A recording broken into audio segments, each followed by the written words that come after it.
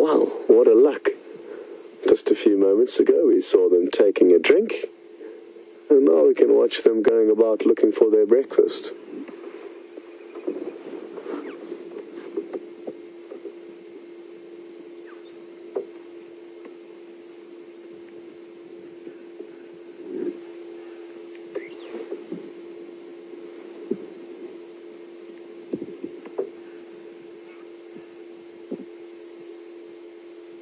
There we go. Now the seed that they need to get into is right in the center of that four-winged pod.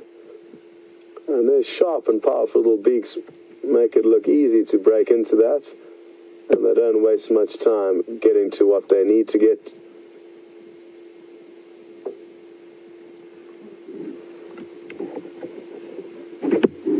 Awesome.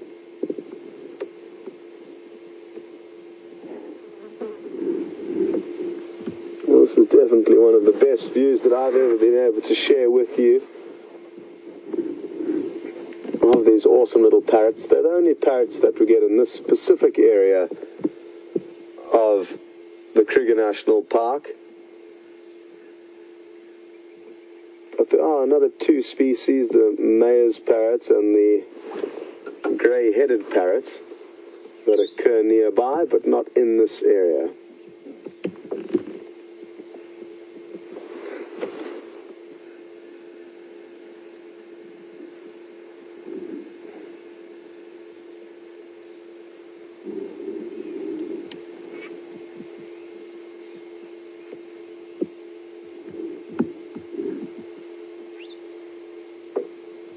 They'll be doing this plant a bit of a favor, I could imagine, as they are helping disperse the seeds. Not all of the seeds inside those pods will be eaten, and some will drop down to the ground. But typically this plant will use wind to disperse its seed, and that's why they have those four-leaved pods, four-winged pods that will blow along the ground and transport themselves into other areas.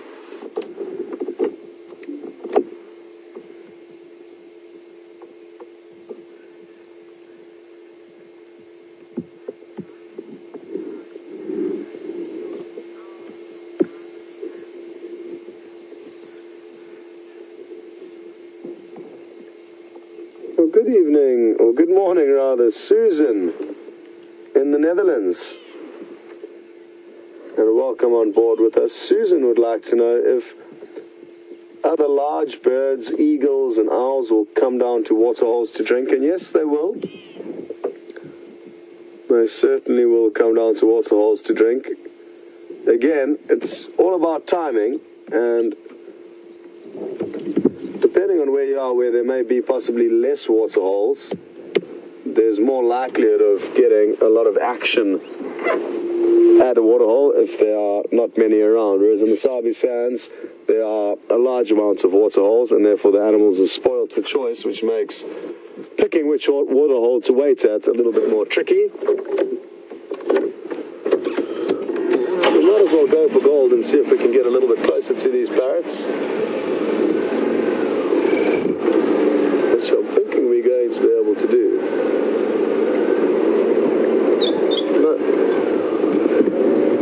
Off they go.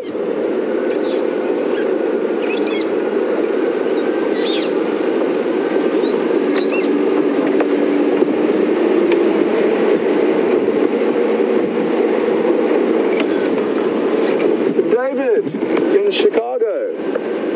Good morning and welcome.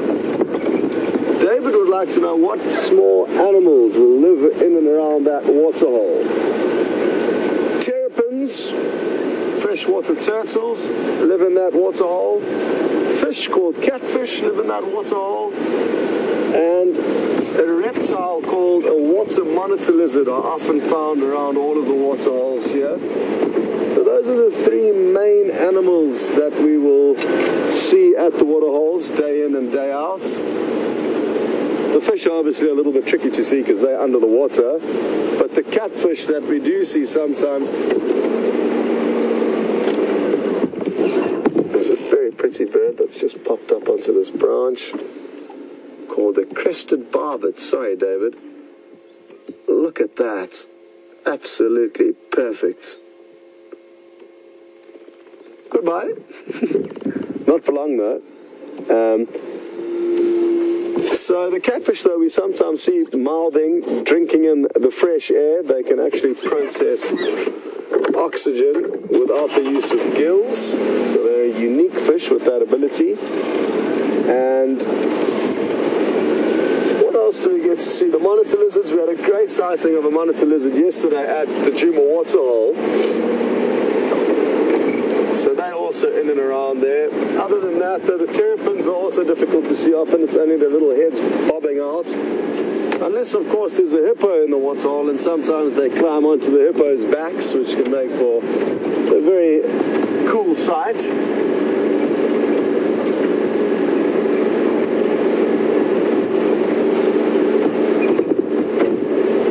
Thanks, everyone, though, for all the questions you've been sending through today. We really do appreciate it, and love interacting with you. It's still a concept that's tricky for me to wrap my head around, the fact that we are busy having a conversation with people dotted all over the world, different time zones, different weathers, or different seasons, and even different languages a lot of the time, which is, I'm sure, making it a little bit difficult for you if you are not English speaking. And if there is anything you ever need us to explain a little bit more slowly or clearly, don't hesitate to ask us. We would be happy to do so.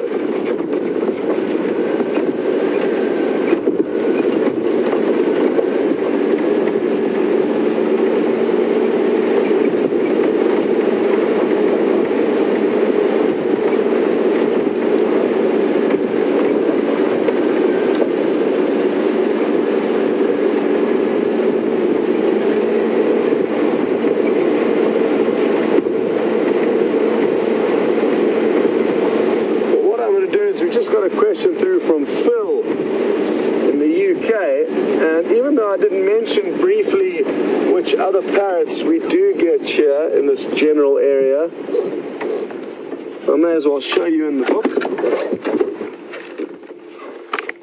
all the different critters that are around. So basically, Phil, we just get the brown-headed parrots in this area of the Kruger National Park, which is the parrots on the bottom right of this page. But we also, in the Greater Kruger National Park, get the grey-headed parrot, which is the one with the big grey head in the middle. That's the largest of all our parrots. Still not very big, though, probably twice the size of the brown-headed parrot that we've just seen. And then the mayor's parrot just up to the left, which looks very similar to the brown-headed parrots, and apparently they can actually hybridize with the brown-headed parrots. So those are the three we get here, Phil. But in this specific area of the Sabi Sands, we will only see the brown-headed. If Phil pans across to the distribution maps once he's finished there, which are on the left of the page, you'll see that the brown-headed parrot occurs throughout the Kruger National Park. We are situated in a very tiny 60,000 hectare reserve on that corner of the reserve of the Kruger National Park. So we are open to the Kruger, but aren't displayed on this map. So our reserve essentially extends out in this direction, not nearly as big as I'm making this little circle with a stick, but something like that, but just a lot smaller.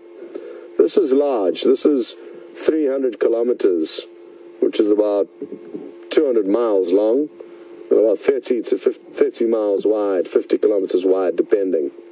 And if you look further up, that was the brown-headed parrot's distribution. You'll see the grey-headed parrots occurs mainly up in the north in a beautiful area called Porphyry, but then they are dotted around in a few other places within the reserve.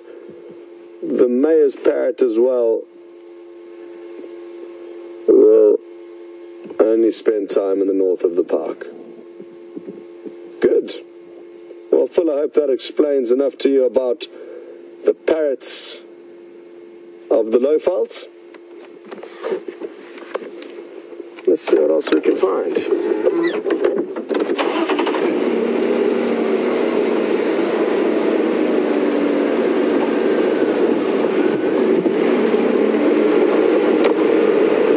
I may be close enough to Arethusa now for a radio update as to what's going on across there.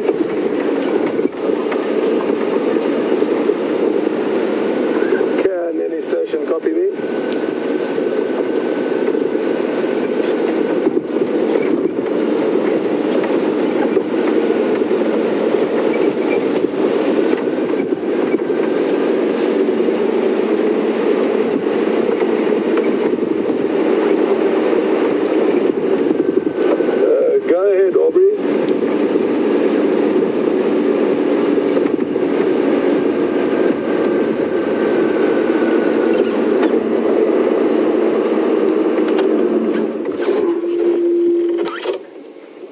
Sorry, go again.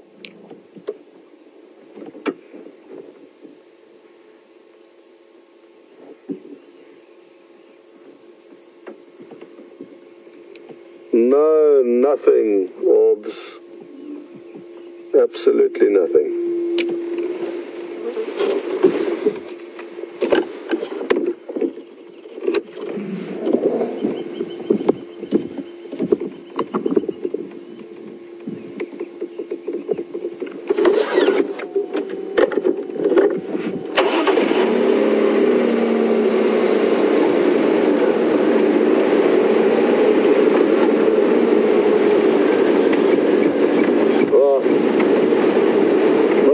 What's going on with the radios. I went onto a separate channel hoping for an update from the Arethusa guys, and Aubrey was on that channel, but there has been a lot of change with the radio systems that we're using, and so far it's proving to be a little bit difficult to get the radios working as they should be, which is making our lives a little bit interesting, but all part of the adventure, I guess.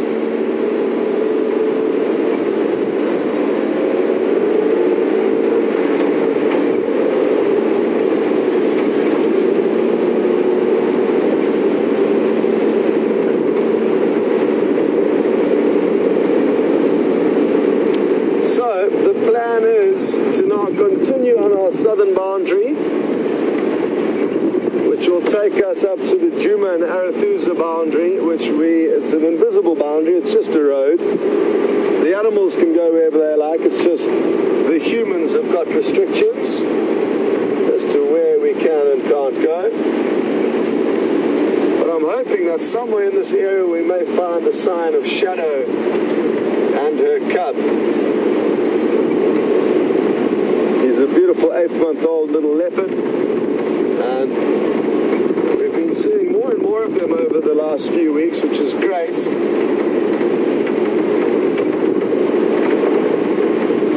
Especially considering the fact that